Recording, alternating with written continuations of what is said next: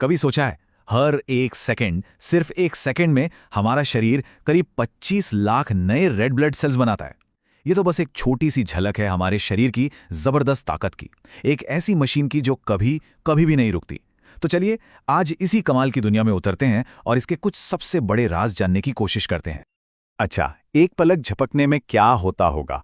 सवाल तो बड़ा सीधा साधा लगता है ना, पर इसका जवाब बिल्कुल भी सीधा नहीं है। सोचिए, बस उस एक सेकंड में लाखों सेल्स दोबारा बन जाते हैं, नर्व्स के सिग्नल 100 मीटर प्रति सेकंड की रफ्तार से दौड़ते हैं और हमारा दिल शरीर में लगभग 80 मिलीलीटर खून पंप कर देता है। मतलब इतना सब कुछ एक साथ इतनी परफेक्ट ट्यूनिंग में कैसे हो जाता है?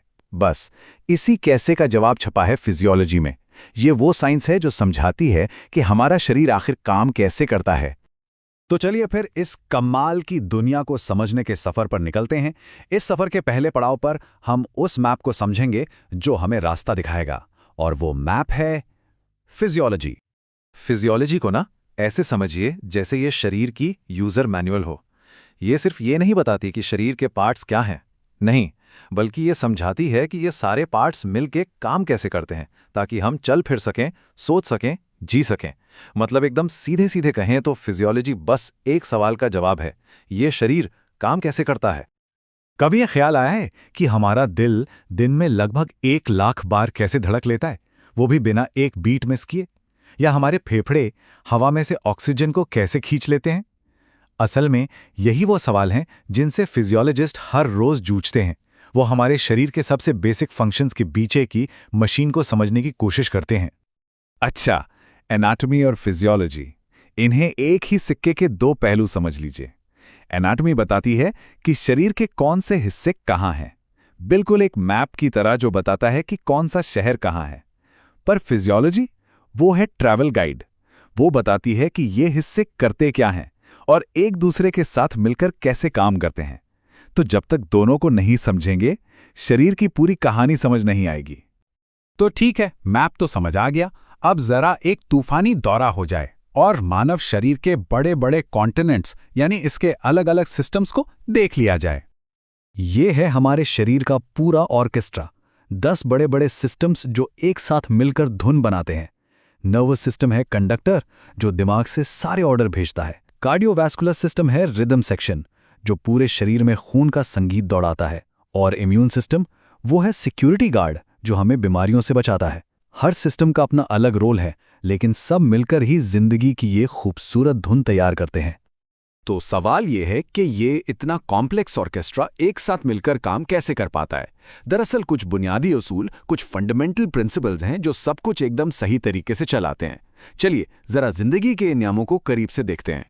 कभी सोचा है कि गर्मी में पसीना क्यों आता है या ठंड में हम कांपने क्यों लगते हैं? ये कमाल है होम्योस्टैसिस का। ये हमारे शरीर का अंदरूनी थर्मोस्टैट है।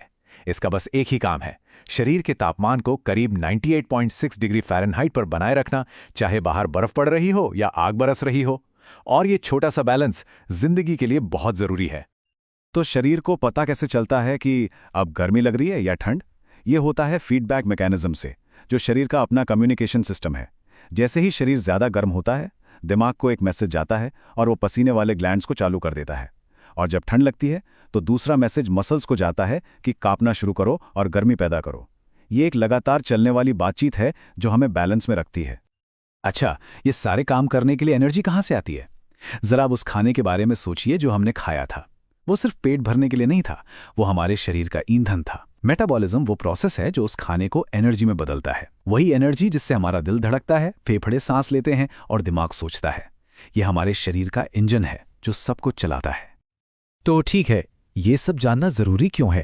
भाई, फिजियोलॉजी को समझना सिर्फ किताबों तक ही सीमित नहीं है। इसका हमारी रोज की जिंदगी पर, असल दुनिया में बहुत गहरा असर पड़ता है। चलिए देखते हैं कि ये जानकारी इतनी पावरफुल क्यों है। देखिए, जब कोई डॉक्टर के पास जाता है तो डॉक्टर क्या करते हैं? वो यही समझने की कोशिश करते हैं कि शरीर में गड़बड़ कहाँ है। और ये वो तब तक नहीं कर सकते जब तक उन्हें ये न पता हो कि शरीर नॉर्मली काम कैसे करता है। इसीलिए फिजियोलॉजी मेडिसिन की बुनियाद है। पर यह सिर्फ डॉक्टरों के लिए नहीं है। एथलीट अपनी परफॉर्मेंस सुधारने के लिए फिजियोलॉजी का इस्तेमाल करते हैं, न्यूट्रिशनिस्ट हेल्दी डाइट प्लान बनाने के लिए, और साइंटिस्ट नई नई बीमारियों का इलाज खोजने के लिए। सब इसी का इस्तेमाल करते हैं। अगर किसी को भी इंसानी शरीर के रहस्यों में दिलचस्पी है, तो फिजियोलॉजी में करियर एक बेहतरीन ऑप्शन हो सकता है। ये सफ़र शुरू होता है बायोलॉजी और केमिस्ट्री की मजबूत नींव के साथ। उसके बाद कार्डियक फिजियोलॉजी या न्यूरोसाइंस जैसे किसी खास एरिया में स्पेशलाइजेशन किया जा सकता है, और फिर आखिर में इस ज्ञान का इस्तेमाल इंसानों की सेहत और जिंदगी को बेहतर बनाने के लिए किया जा सकता है। फिजियोलॉजी की दुनिया में आने के कई रास्ते हैं। डॉक्टर बनना है तो एमबीबीएस के दौरान इसकी गहरी पढ़ाई होती है। रिसर्चर बनना है तो बीएससी या एमएससी फिजियोलॉजी एक रास्ता है। इसके अलावा फिजियोथेरेपी, नर्सिंग, पैरामेडिकल कोर्स, यहाँ तक कि स्पोर्ट्स साइंस, इन सब में फिजियोलॉजी एक अहम हिस्सा है। मतलब ऑप्शंस बहुत हैं। फिजियोलॉजी की डिग्री के साथ क्या क्या बन सकते हैं? कोई रिसर्चर बन सकता है जो शरीर के नए राज खोले। मेडिकल कॉलेज में प्रोफेसर बन सकता है जो अगली पीढ़ी को सिखाए। क्लिनिकल फिजियोलॉजिस्ट बनकर ईसीजी, ईईजी जैसे टेस्ट के जरिए बीमारियों का पता लगाने में मदद कर सकता है। या फिर स्पोर्ट्स फिजियोलॉजिस्ट बनकर एथलीट्स को उनकी टॉप परफॉर्मेंस तक पहुंचा सकता है। ये तो बस कुछ ही ऑप्शंस हैं, संभावनाएं बहुत हैं। आज तो हमने बस इंसानी शरीर की दुनिया की सतह को ही छुआ है। अभी भी न जाने कितना कुछ खोजना बाकी है, कितने ही रहस्य सुलझाने बाकी हैं। तो एक सवाल मन में आता है, अगर किसी के पास शरीर के किसी एक रहस्य को सुलझाने की ताकत हो तो वो क्या होगा? अल्जाइमर का इलाज, उम्र बढ़ने की प्रक्रिया को रोकने का राज? सोचिए जरा।